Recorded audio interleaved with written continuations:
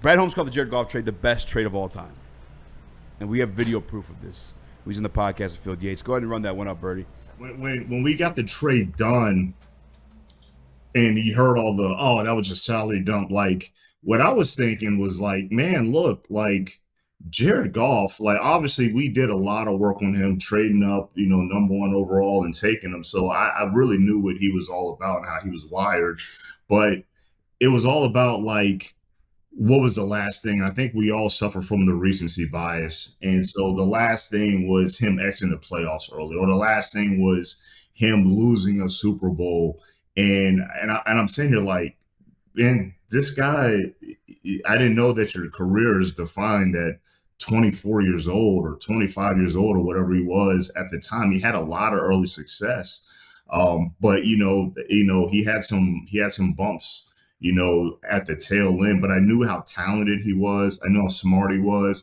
I knew that he was a gritty, mentally tough quarterback.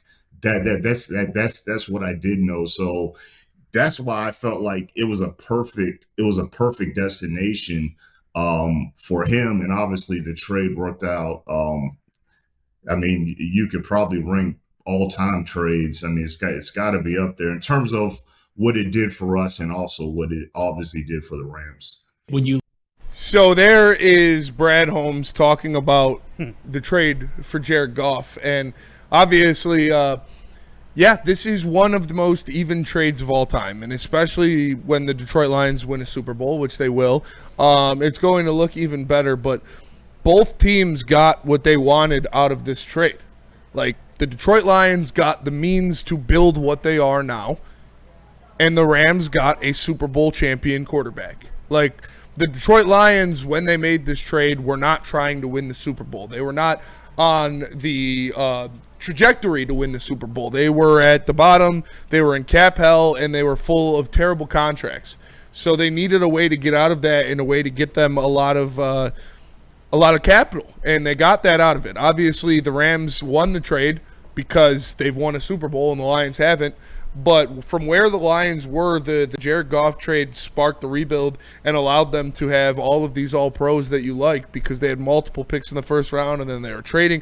I forget what it ultimately breaks down to that the Jared Goff trade or the Matthew Stafford trade netted for the Lions. It was iffy. It was J-Mo. Well, it's weird because it rolled over into other trades. Yeah, and that's what – it was like Laporta was in there too. I'll get the details for it. But it allowed them the flexibility to build the roster how they have it now. And it's one of the best rosters in football. Yeah. Best trade of all time? Sure. If you want – I like trades if somebody's getting fucking ripped off. That's when I'm giving like A-plus trades. It's like, damn, like you got off on that one. When Dabrowski off the Prince Fielder contract. Yeah. You ate. That shit was awesome. You got David. I mean, Dabrowski was probably the greatest at it. But I guess if you're talking win-win, it don't get no better than this. They got the Super Bowl. We got to jumpstart our franchise and see some success that I've never seen in my entire lifetime. And even when they were having a little bit of that, I was too old to even fucking remember or watch and know what I was even seeing. So, yeah, I think from a win-win value standpoint, for sure Detroit Lions got the W in that one. And Brad Holmes, I recommend – the cool thing about this podcast, if you guys want to go back and listen to it, it's not necessarily Brad Holmes talking about the current state of the Detroit Lions, future moves. I mean, he's never going to do that. Also, I've given you the current stuff. I'm not going to tell you what I'm going to do, what we got planned. What he is doing is telling you a story, and I think it's a phenomenal one. Brad Holmes literally worked a rent-a-car service, got an opportunity to work PR for the Atlanta Hawks. From then, got an opportunity to work PR for the Rams. Actually got a job at the Detroit Lions lined up, but he's such a fucking smart, calculated guy. He went and looked for all the Detroit Lions interns or the guys that are in the GM spots, scouting spots. Had they ever started out as an intern? They didn't. The LA Rams did. So he said, "Yep, fuck the Lions. I'm not going to go there." It's like 2001. Went to the Rams.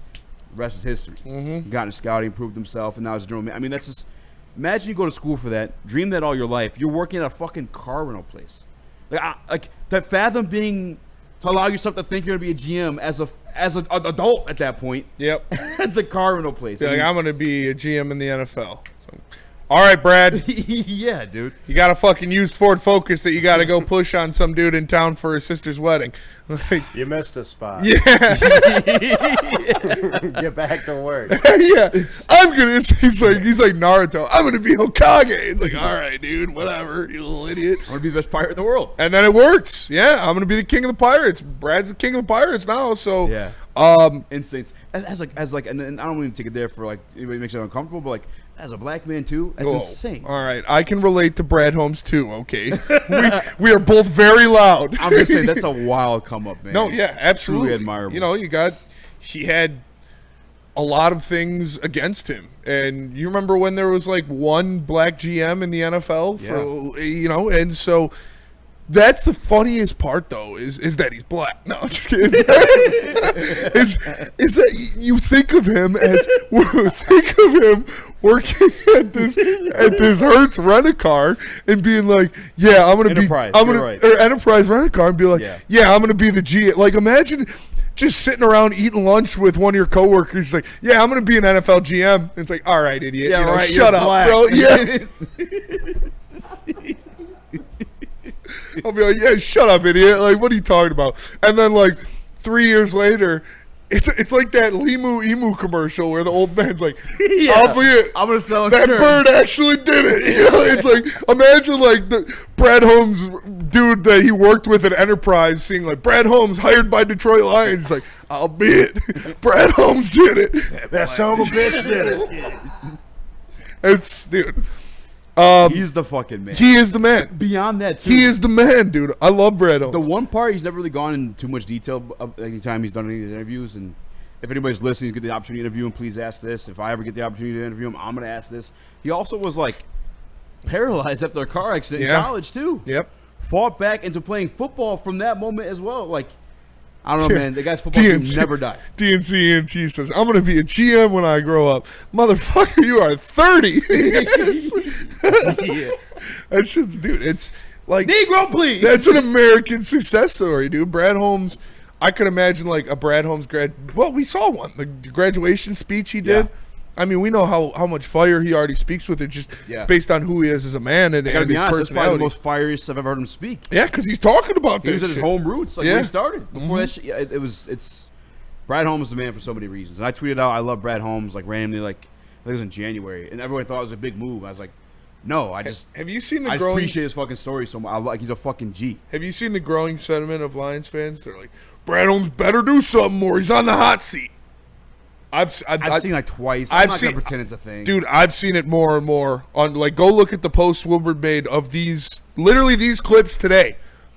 This specific clip, there was like 3 people under it like dumbest thing I've ever heard him say. He's gonna be on the hot seat after next year. It's like, shut the fuck up, dude. No one's saying Go that. get a job. Go look at Twitter right now. I'll pull it up literally right now. Those Instagram people should be executed. Those people need to get a job at Enterprise. Go get busy. Yeah, Like, fuck. Touch grass, dude. It's insane stuff. It's all right. We'll find it during the commercial break. We got more Brad Holmes for the interview. Talk about Jahmyr Gibbs. But Feist, tell us about socials. You disgrace. I was kidding. damn, bro. That stuff is crazy.